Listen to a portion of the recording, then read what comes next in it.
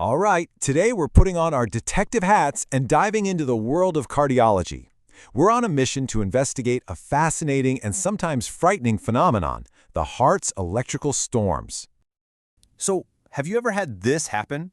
You're just relaxing, maybe sitting on the couch, and all of a sudden, bam!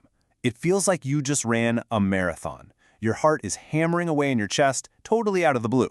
It can be pretty unsettling, and that exact feeling is the mystery we're cracking today. Well, there's a name for that. The official term is tachycardia, which is just a heart rate over 100 beats per minute. But just knowing the name isn't enough, right? The real question, the real mystery we're solving is why it happens. And the clues are all hidden in the heart's own electrical signals. So, here's how we're going to crack this case. First, we'll look at the root cause, what I call the heart's short circuit. Then, we'll learn how to decode the clues from an EKG. We'll use those clues to solve the most common mystery, SVT. After that, we'll see how doctors fix the faulty wiring. And finally, we'll explore when these electrical storms become truly dangerous. Okay, so first things first. To understand what goes wrong, we need to know how it's supposed to work.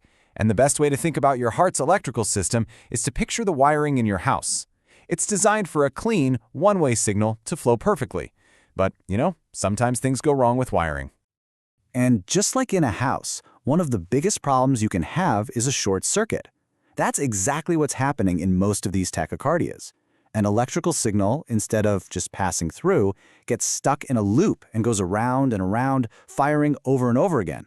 This is called re-entry, and it's the main villain in our story today. So how do we actually see this electrical problem?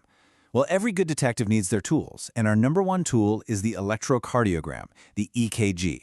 It draws us a map of the heart's electricity, and right away, that map gives us our first, most important clue. And honestly, this one clue splits the entire investigation in two. It all comes down to whether the EKG signal is narrow or broad. If it's narrow, the problem is upstairs. It's starting at or above a key junction called the AV node. But if the signal is broad, the trouble is downstairs, starting directly in the heart's powerful lower chambers. This single clue tells us exactly where in the heart we need to look. All right, let's follow that first clue. We're heading upstairs to investigate the most common culprit, a category of rhythms called supraventricular tachycardia, or just SVT for short. The name actually tells you everything you need to know. Supra means above, and ventricular refers to the ventricles. So it's a fast rhythm starting above the ventricles. And because the main highway for the signal going downstairs is still working fine, the EKG signal looks nice and narrow, just really, really fast.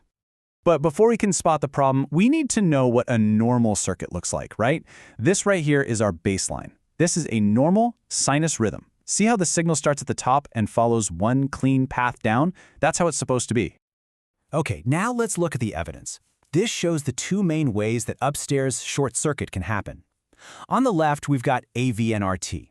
See that tiny little loop? It's happening right inside the AV node itself. Now, look to the right. That's AVRT. It's a much bigger loop because the signal is using an extra wire to get back upstairs. And that extra wire is a really big deal. It's not supposed to be there. It's an accessory pathway. And when someone is born with this extra electrical connection, they have a condition called Wolff-Parkinson-White syndrome, or WPW.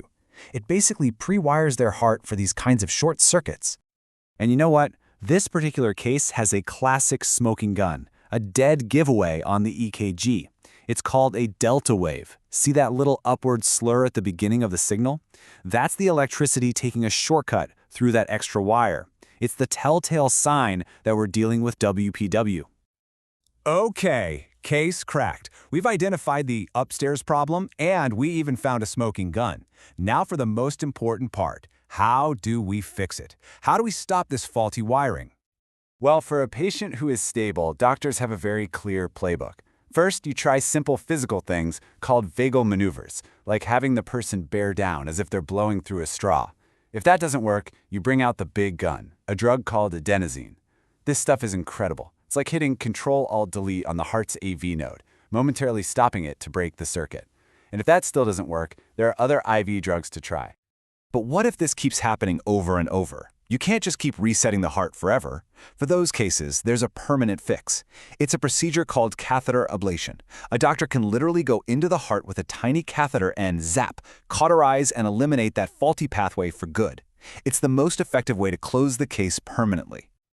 All right, we've pretty much put the upstairs mystery to bed. But now we have to venture downstairs into the ventricles themselves. And let me tell you, this is where things can get really, really dangerous. This is ventricular tachycardia, or VT. Remember how the upstairs problem had that nice, narrow EKG signal? Well, down here, the signal is wide and bizarre looking. That's because the electricity is starting in the wrong place and spreading through the muscle like a wave, not through the proper wiring. This is so much more serious, because if the ventricles aren't pumping right, blood isn't getting to the rest of your body. And then there's this. This is the absolute worst-case scenario. It's called ventricular fibrillation. You can't even call this a beat anymore. It's pure, chaotic electrical storm. The ventricles are just quivering uselessly. There's no blood flow, no pulse. This is sudden cardiac arrest. And this brings us to the single biggest difference in how we treat these problems. While those upstairs rhythms can often be handled with maneuvers or drugs, these deadly downstairs rhythms, pulseless VT and VF, are in a special category. They're called shockable rhythms, and they require immediate, powerful intervention.